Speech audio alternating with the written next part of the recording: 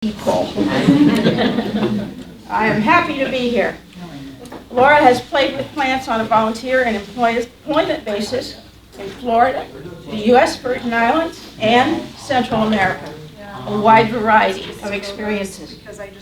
She doesn't like finding pests on her plants, but she loves embracing the opportunity to learn and educate.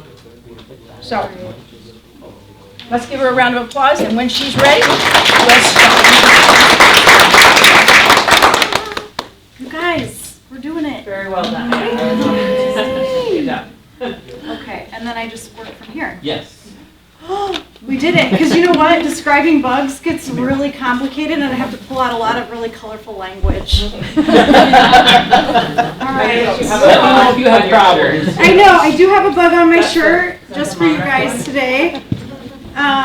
Okay, and I also, you guys should all have a handout here. We're going to do questions along the way, but if you want, you can write down questions too. This is to keep me on my best behavior, because I could talk about bugs forever.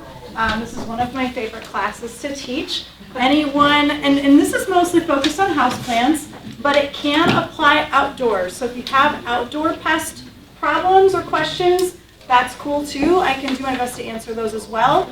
Most of the pests we're going to talk about today are going to be the indoor houseplant, cactus, succulent, tropical foliage plants, and a lot of those fall under the sap-sucking insect profile. So you also, for outdoor houseplants, might experience chewers like caterpillars and things that actually chew the leaves. We're dealing mostly with sap-sucking insects here.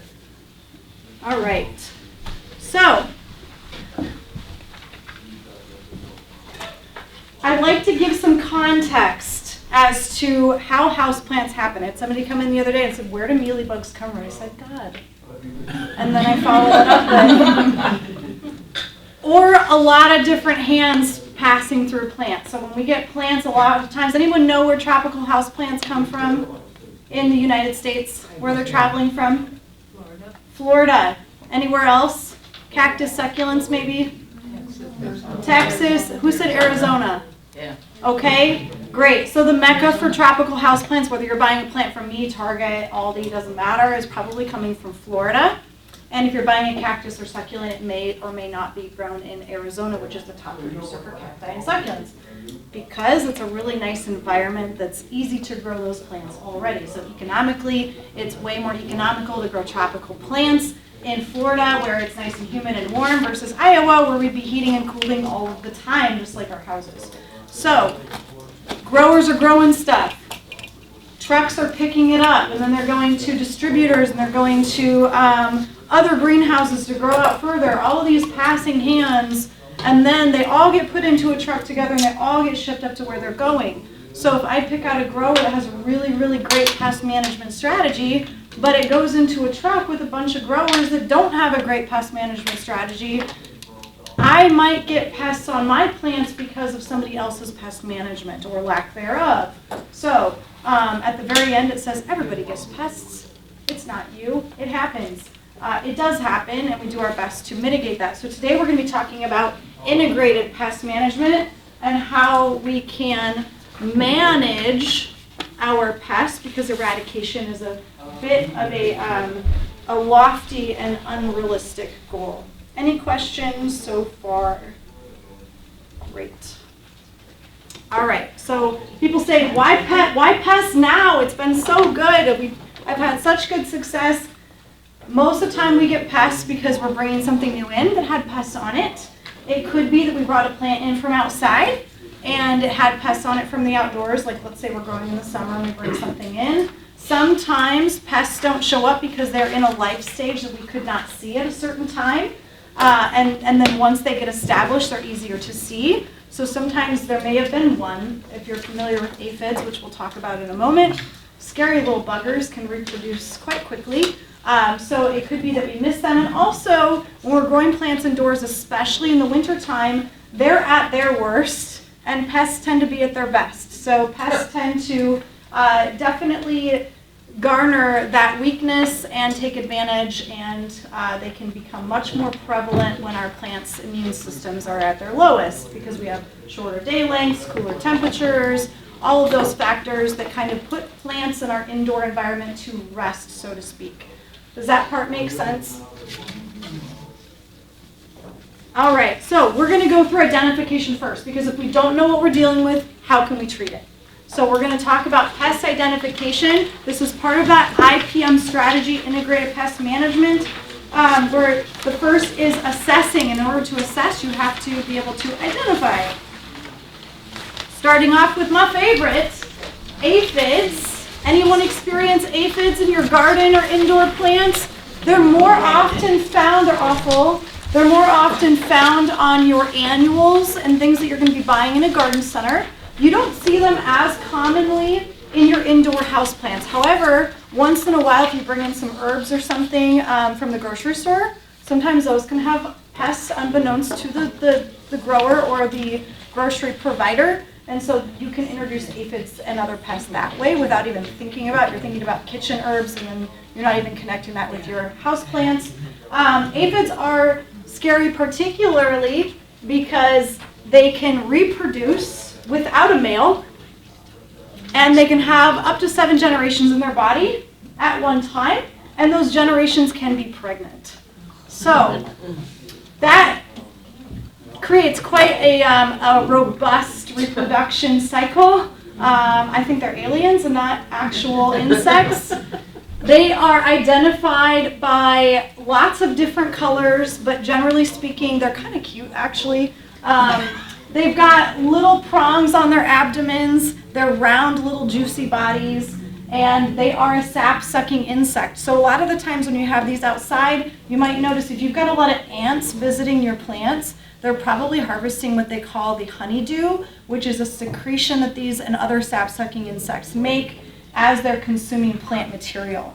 So they're excreting a lot of sticky honeydew. That can lead to secondary issues like black sooty mold on your plants outside. So a good sign of aphids would be the sticky residue. So when we're talking about pests, we have signs and symptoms. Signs are things that the pests leave behind, webbing, honeydew, things like that. And symptoms are how the plant physiologically responds. So a symptom to aphids might be curling up new leaves, because aphids love brand new juicy leaves. And the sign would be that sticky residue. Does that make sense? So that honeydew substance. They suck on those plant tissues, weakening and disfiguring new growth. For house plants, these are a generalist, so they'll love anything. They'll eat any salad they can find. Citrus are a big one for aphids. Oh no. It'll come back. Oh. And a lot of other plants. So they're not specific, although there are specific aphids for particular plants. But in general, aphids tend to be a bit more of a generalist pest. I've got some cool pictures here of some aphids. Sometimes they can be found on the undersides of the leaves. And you're going to see lots of different generations all on that leaf at the same time. So you might have different sizes all clustered together. Lovely, right? Little peas with cute little butts. Look at that. They got their long antenna and big eyes. I mean, I do think they're adorable. But not on my honeysuckle vine. And then look at that. Us a little baby and a little mama. How cute. Live birth. Even better. Are you kidding? I'm not kidding you. I wish I was. They really do live birth, they're not eggs? Yeah, I'm pretty sure it's live birth because their generations are already growing inside their bodies. Yeah. Yum, right? Aphids. No eggs. Okay, any thoughts, sentiments, questions about aphids? Love them. Love them. We have not had aphids very often in our shop, but it's always frustrating when we do because we'll find one. Then we'll find one the next week. But you know what? One turns into hundreds very fast. So we're very, very serious about our aphids. And they get wings. The males get wings. Yes, the males get wings. There is, and I'm not sure how the decision making goes there with who gets to be a male, but the males are generally who fly around in the fall. Buckthorns are an overwinterer of aphids as well, so those invasive Rhamnus cathartica, I think is the name. I'm taking it all the way back to Iowa State. Yeah, but generally mostly females. What Okay, if you don't fungus. see the bugs? I'm sorry. what if you don't see the aphids, but you have this sticky substance on the underside? Yep. And then the leaves are falling off? Yep. So that's where you're always looking. You're looking for pests, but also looking for signs, right? So you're looking for the pest, you're looking for signs, you're looking for symptoms. Because if you don't see the pest, but you see the signs, I would still be treating as if you see the pest. And you'll know that somewhere on your plant is a sap-sucking insect. What it is yet to be determined by you, but at least you know something's there. So that is helpful. All right, the next one we talk about is fungus gnats. How many of you have experienced those annoying little gnats that almost fly into your nose while you're trying to read a book at night? Once I inhaled one and then sneezed it out. Was it alive? Unclear when it was alive when it went in. But, yeah. I've almost choked on one too. It flew right into my I mouth. was like, I can't believe that. They're the little slow-moving, not to be confused with fruit flies, which have cute little red eyes or quite large red eyes and fuller, fatter bodies. The fungus gnats are attracted to decomposing matter in your soils. Generally, they are more of a nuisance pest than they are a real issue. However, if the larvae become abundant in your soil and they run out of organic matter, they will start eating your plant roots. So it can become a problem. These are difficult because they come in flushes. So you might get management over them, and then you'll water your plants, and pretty soon a new little brood will hatch. So the idea with managing these guys is to try to get all the different life stages. Primarily, the trapping of adults is pretty popular with the sticky traps, which I brought today just so you would see them. But they tend to be more of that root zone. So the other thing to help with these guys is to allow your soil to dry out between watering, which we encourage you to do with houseplants anyway. The other is to buy soils that aren't as likely to be infested. That's hard to tell. It's really, really difficult. Our potting soils are sterilized. All the potting soils are sterilized when they're made and they're bagged. But if you've noticed, they usually have perforations in those bags. If they're sitting out on a lot for a while, you'll see swarms of fungus gnats around them. So you've reinfested your bag when it's just sitting out there. So trying to get soils that aren't as infested, really, really difficult to manage. Once again, manage being the key term here, not eradication. We have fungus gnats at the shop. We do our best to manage them, and they're not in high populations. But if I get new plants in from a grower that wasn't managing them as well, now I have little fungus gnats flying around. So there's a couple ways to handle these. There's soil drenches. There's systemic you can use in the soils. Trapping adult bodies helps reduce reproduction, and allowing your soil to dry out makes it less likely for them to lay eggs because they like moist soil to lay their eggs in. So a couple different little strategies, all integrated together. That's why we call it integrated. Any questions about these guys? I have a question. Yeah. So I do some hydroponics in windows. Uh-huh. Will they be attracted to that? Hard to say. Hard to say because you do have a pretty evenly moist environment there, but there's also not a lot of organic matter. So that would be difficult to say. I would say desperate times they probably would because they're going to be attracted to the moisture, but it's difficult to say. All right, mealybug.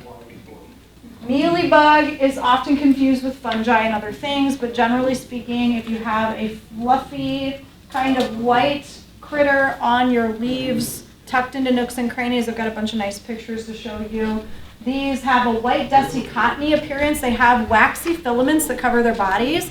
This makes mealybug really hard to treat without physical removal because when you spray them, their waxy outer bodies protect them. Now they've got different life stages. Their crawler stage is the most mobile. So while they can't fly, their crawler stage, which is their young little baby stage, can move relatively quickly. You can see it with the moving eye or with your naked eye, them moving, and they can find other plants to crawl onto. Once they find their spot, they anchor into place for the most part, and they start sucking the sap of your plants. So you're going to get that honeydew substance again, that sticky substance. You're going to have discoloration of your plant, which would be the symptom, right? So sign and symptom again. And all around difficult to treat because they're hard to spray. They find the nooks and crannies, and it's all about persistence with these guys, about continually treating until you get as close to eradication as possible. I'm going to talk more broadly about treatment options later in our show.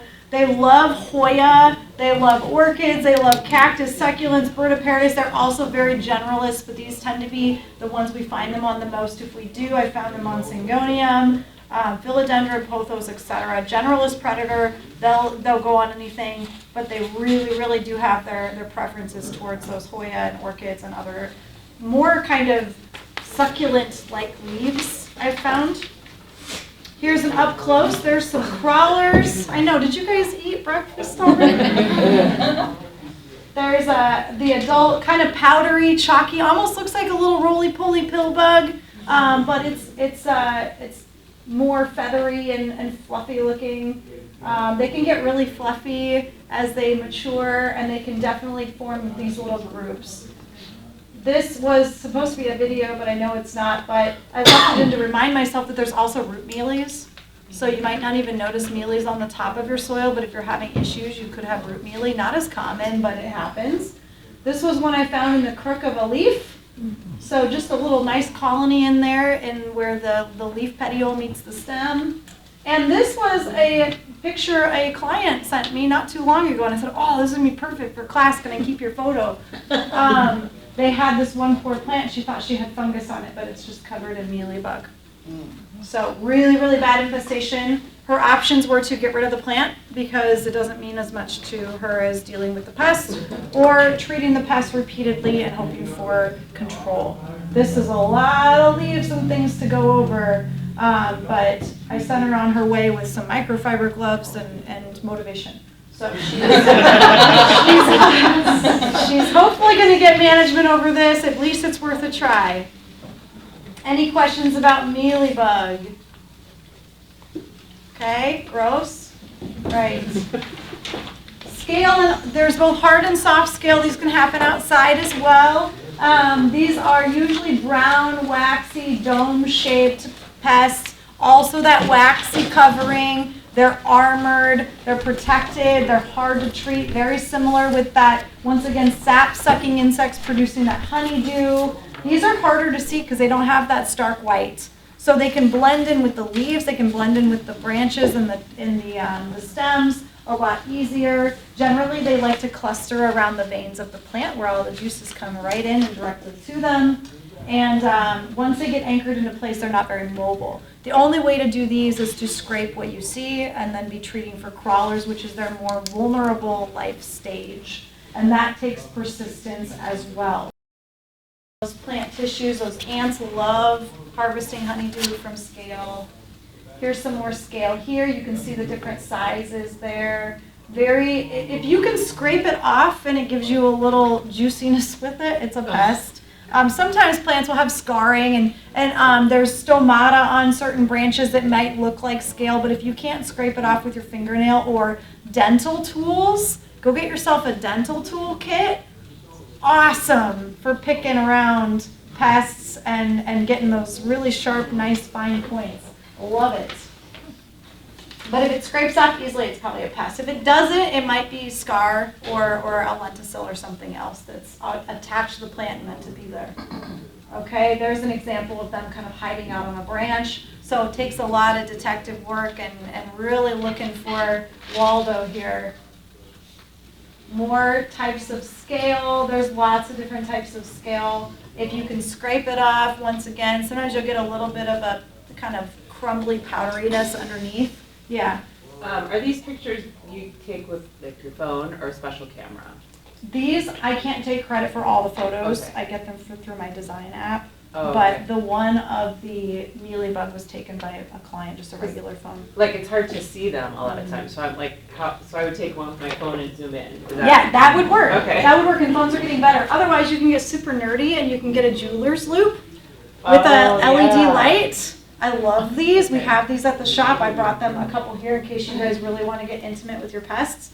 But it's just a jeweler's loop. Then you can have an LED light on. You can get out there close and personal. So if you're like, what the heck is that? The jeweler's loop get you that. I think 10 or 30, up to 30 magnification. I think. I can't remember. But it does the trick for most of our over-the-counter household pests. Are those mobile? They have little tiny legs, or? Which, those guys, the crawler phase is. Okay. The juvenile phase is mobile, but the adults are usually not. They stay in place, they develop their dome, they lay their eggs under there, and then the eggs hatch, and they go and they do their thing, and they find new places to feed. What is their life cycle? Oh gosh, time-wise, I don't remember. I'd have to look it up. I don't remember what the life cycle, the whole, like, all the way around, what the time frame of that is. But I would say if you're dealing with pests, most of the time, depending on your treatment and the health of your plant, you might be treating weekly or bi-weekly until you don't see anything else. And then once you are clear, free and clear, we never want to let our guard down completely. Usually once a month or at least once a quarter, depending on, are you bringing in a new plant? And we'll talk about bringing new plants home in a moment, but you might be treating preventatively. More scale, love it. Look at that cute little guy. That one will make a crunchy sound if you scrape it off with it. I speak from experience. Okay, spider mites, very common. Everybody's biggest houseplant nightmare is usually spider mites, and it's because they're so tiny. They also don't respond to systemics because they are a spider. They're in the arachnid family and not an insect, so they don't have the same uptake mechanisms with chemicals as others do. So these are troublesome but manageable. With most of your sprays, you can get control over spider mites. It's just they're so tiny. But their signs are going to be that tiny little webbing. A lot of the times they're hanging out on the undersides of leaves. If you turn your leaf over and it's dusty and there's stuff clinging to it, that's not how dust works. Dust works on the top of plants. So if you have dust on the undersides of your leaves, it's probably spider mites or the remnants of. Sometimes you'll even see their little bodies in there, their little like sheds and things, their exoskeletons. They make that really fine webbing. So if you see a web with your naked eye, that is probably a spider. But if it looks more like you can't define individual strands, that might be spider mites. So they build little tents and things between your leaves and the stems and all of that. That's a little hand lens, you can see it up closer. And yeah, the leaves appearing dusty, they're sucking on those plant tissues again, and they cause the leaves to look kind of mottled or white because they're actually pulling the juices out of those leaves, so they're leaving behind nothing. So you'll see a lot of white stippling on the leaves as a symptom of spider mites. This is a spider mite up close. There's different colors too and different kinds. Houseplants, a common one is a two-spotted spider mite. So when you do get that hand lens, you can actually see the little two spots on their backs. That's a really, really bad infestation. It's actually curling the leaf close. They've got a nice, by this time they've got a post office. They've got a Starbucks for sure. Okay, here's some more webbing. They're working on their infrastructure. Do they die back over the winter They, outside? aphids have a way of overwintering. I think the males, I'm talking about aphids again. Spider mites, I'm not sure. Because I had them really bad last year. Yeah. I think one way we've treated them was actually if the plant can handle putting it outside at a certain low temperature, but for a certain amount of hours. So you're like, the plant, you have to think about the plant, whether or not it can handle the cold temperature, whereas I think these, because I work at Steve's. So yeah. we've dealt with some of these where we put the plant outside at night. Yeah. And Try to only, freeze them off or get them chilled off, yeah. only if the plant can handle it. There's lots of different types of spider mites, so I think it would depend on whether it's one that's adapted to our climates, because obviously they got to come from somewhere. We don't have a little stork dropping off. I mean, maybe we do, but yeah, So the initial spider mite arrived when you bought the plant? probably. Yep, or we have, let's see, bringing herbs in from the grocery store sometimes. Things you don't really think about, but might, or if you're working outside in your garden and you come in and you're like, I'm gonna water my plants too. Usually I say water and handle the plant has pests on it last, so that you're not transferring as you're going. We have people bring plants in the shop with pests on them all the time, so we usually send them straight back, but just stuff happens. That's why we do a lot of prevention during in between finding things and not because they just Just have like have a service entrance in the back for people, like if your plant is sick, go around back. Right. I did have somebody like ask, it was the lady with the mealy, she says, do plants have communicable diseases? And I'm like, send me a photo. And she did, I'm like, I'm so glad you're leaving that home. All right, there's that white stippling. You can see those teeny tiny little spider mites there. They're very, very small. Sometimes when they get more mature, they're that red color, but other times they can be very light in color. So it's not always guaranteed you're going to be able to see them. But if your leaf is starting to have a discoloration, a lot of times your palms or spider mite magnets, calathea, things like that, you'll be able to see that stippling on it pretty clear. More of those eggs and exoskeletons. I think, is that a two-spotted? I think that is. You see the little two spots on the back? Yeah. Yeah, it looks kind of gross and dusty under there.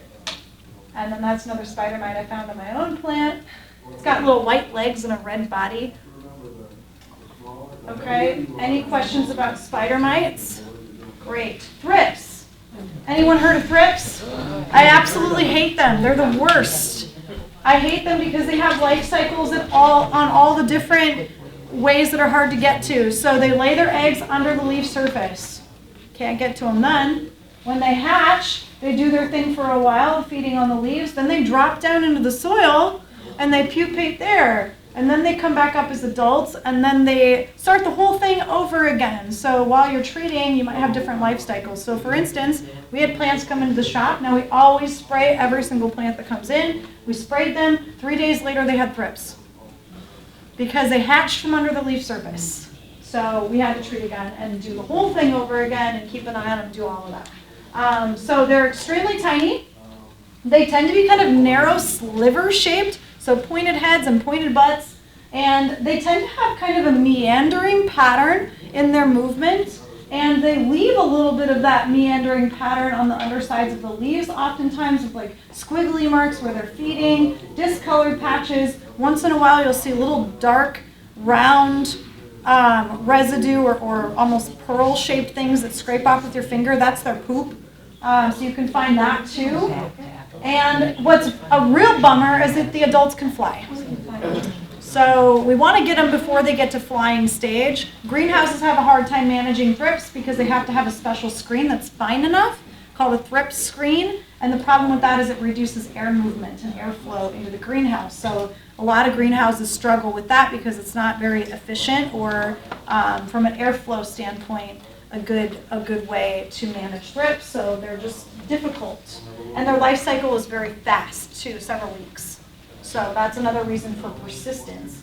Here's another one at a different life age. Normally they're really dark when they're mature. They can be any color before that. More thrips, just so you can see. Very small. More thrips with those feeding sites, the discoloration. They don't tend to leave as much of the sticky residue though. Out of all of them, I would say these guys have the least amount of sticky residue that they leave behind. But they're leaving behind really classic, see that kind of squiggly stuff there on the undersides? That's a really good way to tell if you've got thrips because no other sap-sucking pest really leaves those kind of marks.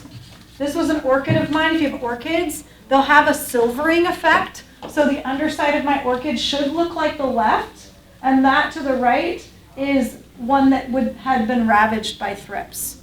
So it had just gone through and had feeding sites and kind of silvered up or scarred up the underside of my orchid. This was also signs with the flowers. They were going after my flowers of my orchid. On succulents, this is a jade plant of mine, had thrips. It does more of a scarring, so if you can see kind of the little scar tissue there, if you've got scarring happening, that could be a sign of sap sucking, especially thrips. There's that scarring up close. So if you're experiencing stuff like that, that could be a symptom of a sap-sucking pest, particularly thrips, because they love cactus and succulents. Look at that poor thing. Every time it tried to grow again, it would get attacked. Now the cool thing about most plants is when they're being attacked by pests badly, they usually stop growing. So if you notice your plant is halting out and you've addressed your lighting and your watering and everything else, and it's halted growth and you're also having some symptoms and signs, Once your pests are under control, I have found that your plants generally start growing again. Because why would you grow when your newest growth is going to be ravaged? So why put energy into that? So that's helpful for me to know, like, hey, I might be getting somewhere because my plant's starting to grow again. But this poor thing got attacked every time I tried. All right, this is a Haworthia. More of that discoloration there was from thrips. Okay, any questions about the pests so far? Yeah. If you put your plants outside in the summertime, Yep. what do you suggest when you bring them in the fall? Preventative treatment before you bring them back in. Like neem oil or something? Horticultural spray oils, systemics, I'll talk about all of those in a moment. But yes, something when you're bringing them back in. That way you're reducing that opportunity. Okay, so when you're picking out a new plant from your favorite plant shop, the first thing you want to do is identify the pests, and more particularly, what pests might be most common on the plant that you're picking out. So spider mites loving Klavitter, I'm probably going to have my radar on looking for spider mites if I'm buying a Klavitter. I'm probably not going to be paying attention as much for mealy or scale, but spider mites for sure. So kind of starting to understand what plants are attractive to what pests can help it not feel so overwhelming. But generally speaking, look things over. If you find a pest in my shop, please tell me, because I don't want them there. We have a place called Plant Purgatory for those plants that we put them in and go under very rigorous treatment. And so scouting for pests and signs, inspecting the soil and drainage properties, just in general, this is just overall well-being of your plant. And then asking yourself, will repotting be needed? Can it wait until spring? Does it have new growth? If you have a healthy plant, you're going to have better luck with pest management. So that's why we talk about overall approach to plant health. Okay, you're bringing them home. Step one, if you're bringing home a new plant or bringing it in from outside, spray the leaves off. This helps get any dust off, but also helps any pests, especially aphids, can be knocked off with water alone. So knocking down any pests to begin with, and trying to just get a good handle on that pest prevention.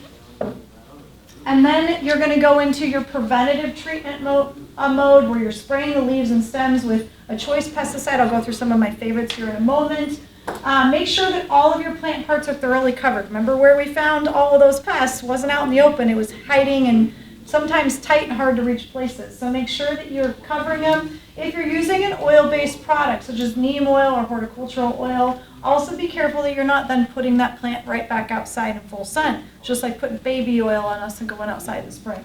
It's going to burn. So be careful about that. Avoid bright light until that oil dries fully. And then you might consider a secondary treatment for the soil, such as nematodes, which I'll talk about in a moment, or a systemic. That's going to have a longer term, more internal effect on pest management. If you can, and I say, do as I say, not as I do. Isolate and quarantine your plants. If you're bringing home a new plant, isolate it for a couple of weeks. Do the pest prevention. See if anything else avails themselves before you just put it in with your entire collection, because that's going to be easier management. So scouting and monitoring for pests along these 2-week periods just to see if anything is coming up, and then you can put your new plant in with the rest of them. That is always a good way to at least avoid introducing pests to your entire collection, which can feel overwhelming and feel like the dumpster is the answer. All right, any questions about that? I'm breezing through because we still got, I want to make sure I get all your questions answered. Just general, like, separate, leave them far away from the other plants, like. Physically far away, and then 10 feet's fine unless you've got thrips, then they fly.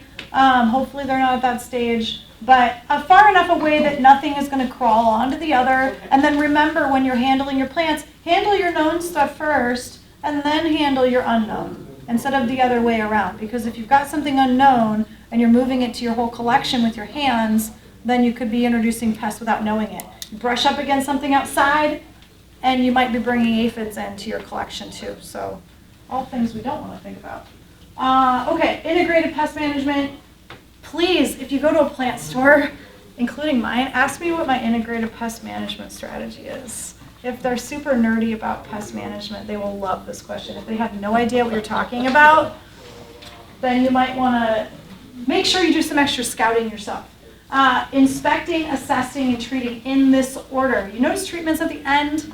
It's just like our bodies. We don't just go with surgery first, right? We maybe look and figure out, hopefully we don't spend too much time on Google because that can be doom scrolling forever. But we're treating last. So we're inspecting what's going on. We're assessing how bad it is and what we're dealing with. And then finally are we treating, and always with the least harmful or toxic option first. Okay? That way it's safe for us and we're not just going in there guns blazing. All right, so there's a couple different methods for pest management. The first is physical, or what we call mechanical removal. This is where you're physically removing pests from a plant, either by water tool, cotton swab, anything that we're physically removing that pest. So dental tools, my best friend. Water. Sticky traps would be mechanical. You're physically removing them or encumbering them, right? It's not chemical, it's physical. So this is a really great way just to scout and see what's going on, how bad it is, but also it's doing a little bit of pest management there too, because it's actually physically trapping them on its sticky surface. What's that? You know, those insects with the scaly top and the armor they're wearing. The scale? Yeah, but I have a method, I don't know what you think of this, but it never seems to harm the plant for me, but it makes easier removal. You know those little alcohol swabs that you get, like, you know, before you give an injection, you use that alcohol? Yep. I use that on there to You- help get it off. You wouldn't be the first. That has mixed results because sometimes the alcohol can dry the leaves out. So any physical removal will do. A cotton swab with water on it would also do the trick because you're squishing them while you're removing them. But alcohol, I don't tend to use because it can have adverse effects, but it is used all the time, especially if you're just doing little cotton swabs just on that site. It's not overly problematic for the most part. Okay, the second is chemical removal. Now, when I say chemical, we always think bad. A lot of us do when we say chemical, but chemical just means organic, not organic. It's just a chemical product that we're using on the plants. It's beyond the mechanical. So, we used to use all seasons horticultural spray oil all the time. I love it. I still use it. We found other products we like more, which that's the industry. But this works really well. It's really great for spider mites, aphids, thrips, and other sap-sucking insects. Keeping in mind that you might have to disturb the bodies of the scale and the mealy before treating. And the active ingredient here is mineral oil, so it's safe to use around kids and pets. Make sure you shake that bottle up well because you've got an oil and a surfactant in there. You want to make sure it's well combined before you spray so you don't just get straight oil. But that's a really great product. Anything, by the way, bonide related with that tan color there means that it's organic. It's safe for organic farming. So that's another thing to keep in mind. If it's got that tan coloration, you can find this almost anywhere. We have it in the shop as well. We have it in little concentrated bottles.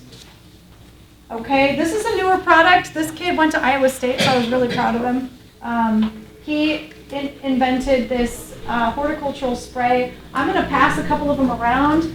This one is thyme oil based. It used to be neem oil. I'm actually not a fan of neem oil because first it smells like butt, but also a lot of plants don't tend to respond well. You can open that up and smell it. This is like an incense or room spray. It's thyme oil, cinnamon bark oil, and peppermint oil. So it's got different properties to it. The thyme being a natural insecticide, miticide, fungicide, and repellent. Then you've got the cinnamon bark oil, which is a natural insecticide, fungicide, and repellent. And then you have a peppermint oil, which is a natural repellent. So it's lovely. I love it. It smells good. So that's a really popular one for us. Isaac's a super sweet kid who came up with these very young and very clever, and we love the product. Okay, another one that I absolutely adore is Protection Plus. This is newer to the market. It's a biocontrol product, meaning that it has a enzyme and a citric acid along with a soap surfactant. So what's cool about this is the enzyme breaks down the exoskeleton. It's a on-contact spray, and the citric acid both work together to work against these pests. What's fascinating about this product is that the enzyme breaks down within 24 hours when added to water. So it has a really short life, in that way. So you make contact with your plant pest, and then after 24 hours, it's inactive again. So it doesn't leave a oily residue. The plants have responded really well with it. I haven't had adverse effects on any of our plants using Protection Plus. We sell it in little bottles and little vials here. This will get you 12 10-ounce doses. So I usually recommend doing a tinier bottle. This is a 10-ounce bottle. So you can spray your treatment and use the entire amount, because you wouldn't want to leave this in water more than 24 hours or that enzyme breaks down. But especially when we're doing other biocontrol, I love this, because if I know I'm getting a shipment of biocontrol agents, predator mites, etc., I know this is going to be done in 24 hours so that I can then introduce what I need to instead of it sticking around for longer.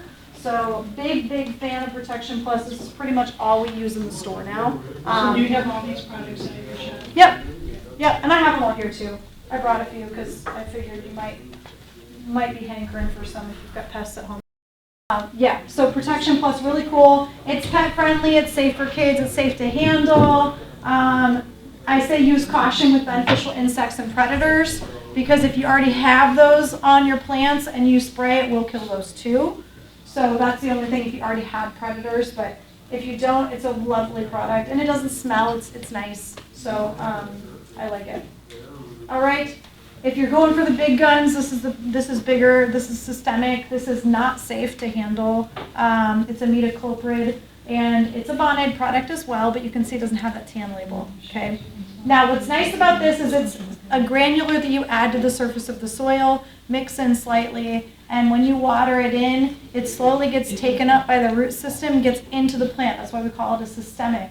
So the caution with this is if you have kids or pets that mess with plants, if this is consumed, it's not safe. So you might have a pet-friendly plant, but if you treat it with this product, it's no longer pet-friendly for 6 to 8 weeks. Now the nice thing is it does treat for 6 to 8 weeks, so that can be good, especially when bringing plants from outside inside, because you're going to get that longer coverage. In addition to foliar sprays, I think it's a nice solution. We do on occasion use it at the shop in our private collection when we have scale and mealy scale and mealy that are a little bit difficult to see, and we want that control.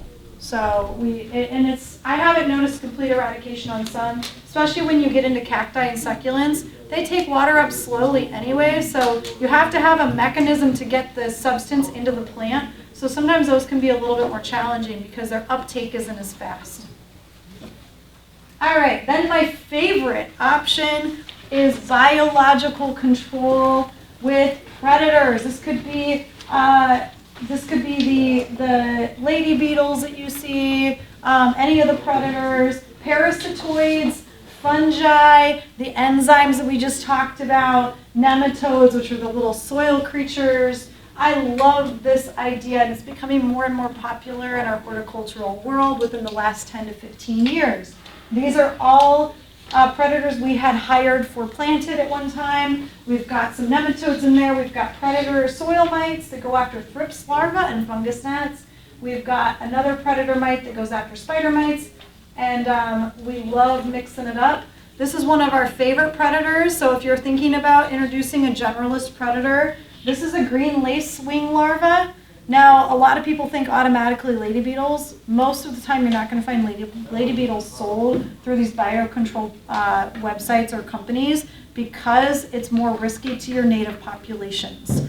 But these are much safer. So fight the urge to buy lady beetles that aren't from our local area, because that's been creating a lot of problems with our natural populations. But these are really adorable. I had a video, but it won't play, of this guy hunting down something mysterious on my bookshelf. Really cool. When I have these at home, I can find them crawling across my computer screen, and I'm like, where are you going? I also got bit by one outside. So they do live outside naturally, and I found something biting my arm, and I'm like, what the heck is that? And it was a green lacewing. I said, well, rude, but also I'm taking you inside because I paid for you, and I just got one for free. Those are the little egg cards that they come on that they hatch from. It's the easiest way to purchase them. All right, Lalgard. Anybody familiar with the Last of Us series? The show with the fungi that turns everybody into zombies?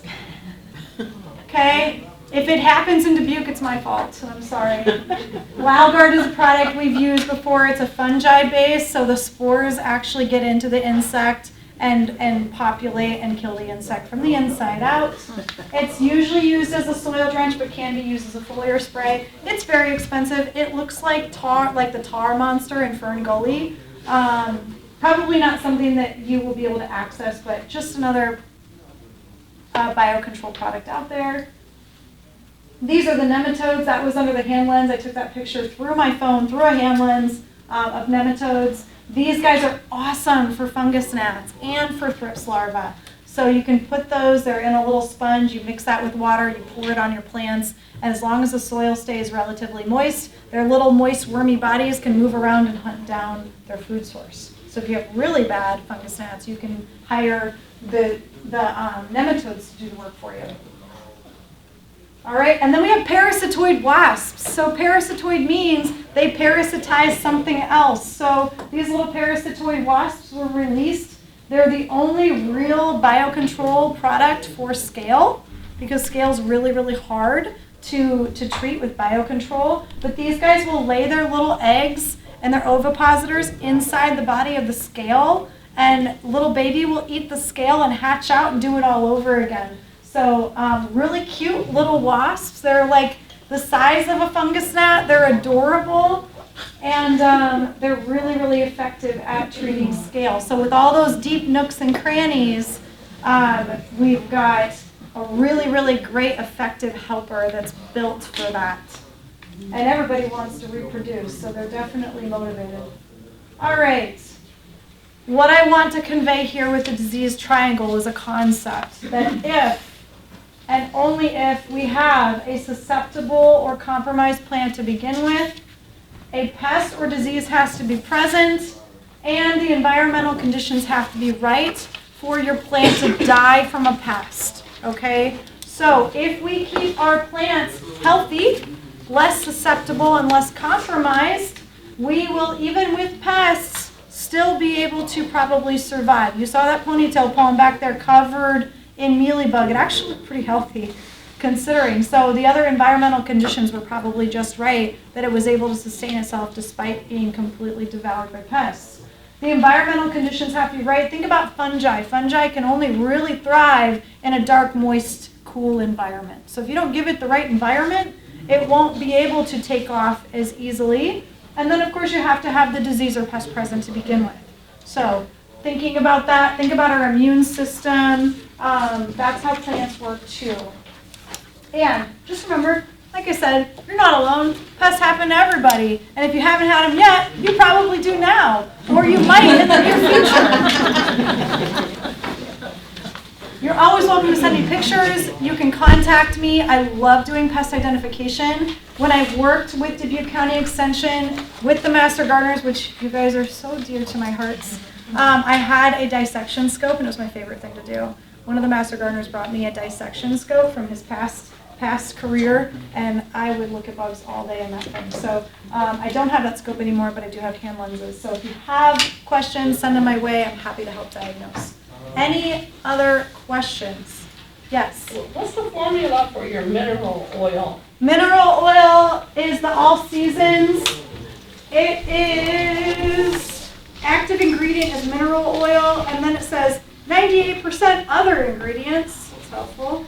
So you can't just use baby oil at home. You would still want to in water mix and it. spray it on, shake it up good, and Need a surfactant. Yeah, you would Soap? need a surfactant. And you hear that all the time. There's over-the-counter recipes of like a soapy oil or whatever. Glycerin. I tend to, I mean, these aren't that expensive. I tend to just buy one that's already been researched, you know, made by professionals. It's the same with making your own soils. Buy a soil that's been made by somebody professionally and then add your things to it. Don't try to recreate the wheel when something already exists that's been proven to work. What else? So I will go put my houseplants out for summer camp, but I've noticed that we do have an aphids problem out there because we have, they thrive on milkweed. Yep. Would the nematode, like putting it in the soil outside, do you think that would help against the aphids, or should I maybe do something more topical? Nematodes, the little critters, Yes. are gonna go towards insects that are soil dwelling and aphids are not. So it's not gonna climb up your plant and do anything there, but it would do fungus gnats and thrips. You're better off with foliar sprays. And mostly if you notice a problem. Your aphids could be very specific to milkweed. And if there's an abundance of milkweed, they might be just happy where they're at. So unless you're like handling milkweed and then bringing them over and putting them on your plants, I would just keep an eye on them when you go to bring them back inside or as you're watering. Always when you're watering, that's a nice intimate moment you can have with your plants to lift up leaves and look in nooks and crannies politely and see what's going on a routine basis. Yeah. Two questions. One is somewhere in the handout you mentioned like sanitizing your pots in between. How do you do that? Yeah, we do a 10% bleach solution. Okay. Yeah, scrub it with a little soap, rinse it, 10% bleach. That helps with diseases, pathogens, etc. Just do you have to like immerse it for a certain amount of time, or just wipe it with the? I think food safety is like maybe 30 seconds. Oh, okay, so that would be enough. Yeah. Whatever you would do. Yeah, and if you're rinsing off all the debris, the other thing too is like keeping your surroundings clean. At the shop, we have soil moving around all the time, but I'm very, very adamant about us cleaning our shelves and making sure that nooks and crannies don't have soil in them. Because if you have leaf debris and you have like a messy surroundings, you can be harboring pests in those areas too. So yeah, when you're treating your pests, if you have pests, clean your little bookshelf around it, or like make sure that you don't have other hiding places for your pests. Because even if you move them off your plant, they might find their way back on. My second question was about pests, like if you're using beneficial pests. I just bought some nematodes. I haven't applied them yet, but Okay. for my fungus gnat issue that we Yep. all know about. So when you talk about the special wasp or the nematodes or whatever, can the beneficial ones get out of balance in a bad way, and then you just have a different problem, or they Nope. just die? They run out of food. Okay. Yeah, and then they starve. Okay. Yeah. That's what I was hoping. Yeah, so just don't use, in fact, I think even the nematodes have been proven to survive the systemic, but generally speaking, if you're gonna do systemic, don't go out and buy beneficials, because whatever they eat is gonna have that systemic in them and kill your beneficials too. But all the other sprays, as long as you're not spraying them, because they're contact sprays, as long as you're not spraying them on your beneficials, then they're usually okay. Yeah. Have you ever baked new potting soil? I've heard about it. I don't have the capacity to do that. But solar cooking, or not solar cooking, but yeah, baking it, re-sterilizing it is an option. You then have to worry about rehydration. So you'd want to make sure that you're then rehydrating your soil, because soil is actually mostly made of peat moss for the most part, unless you're buying cocoa coir based soil products, and that is very hydrophobic when it gets dry. So you would want to make sure that it's able to be rehydrated. Yeah. When you use systemic granules, how long does it take for that to start working? Depends on the uptake of the plant. So a cactus or succulent, probably a lot longer than a philodendron or something that has a more green and juicy stem that's going to be keeping that hydrated more frequently. Yeah. Did I see another hand? Well, we used to use insecticidal soap. Yep. Is that? That's another product that's safer. Safer brand insecticidal soap is another soap surfactant. Yeah, just different ingredients. You're essentially encumbering the exoskeleton of your critter. Yeah. Whatever works for you guys. Whatever works, go with it. But try to go with, stuff that's safe to handle so you don't end up regretting that in the future. Yeah. Anybody else? If you put a plant with scale outside for the summer, the scale. Sometimes it can go away if you have natural predators out there. Or the plant just becomes more healthy. And plants do have their own mechanisms to taste bad and things like that for predators, that they might just become so robust that they can fend themselves off too. Yeah. What's one thing somebody was surprised about today? How many gross Yeah. bugs live on your plants? How many gross bugs live on your plants? What else? What stands out to you today? Moments of reflection. Aphids? I've been 7 generations neglectful. It pregnant? makes me feel neglectful, like I'm not doing enough of Nah. all the stuff you're saying. Don't feel that way. You'll never catch up. It doesn't really help, thank you. Be aware. Be aware, now that I know of all the different pests, like not to fall in love with a particular plant because.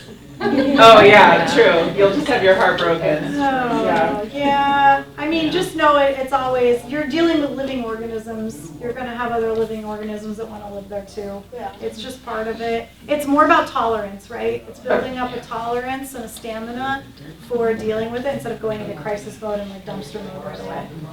I have like these, I guess it's fig leaf plants, and they're about 5 feet tall or more. But this one has brown under the side of the leaf. Just one leaf. Could that be something bad? Is it brown or red? It's kind of a reddish brown. They do that. I don't know why. Spots. Oh, okay. It's like they have an issue distributing their anthocyanin throughout the Okay, leaf. it looks I don't know why they do that, yeah. Keep an eye out, because it could be feeding sites and damage from feeding sites of a sap-sucking pest. But the Ficus lyrata or fiddle leaf fig does that, I don't know why. That would take further research that I will write down and then forget about.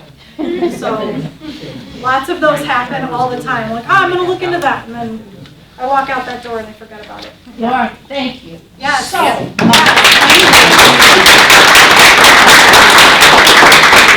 We'll be here for a couple more minutes. I'm gonna be here, there's stuff up here if you wanna look at it, touch it, smell it, don't taste it.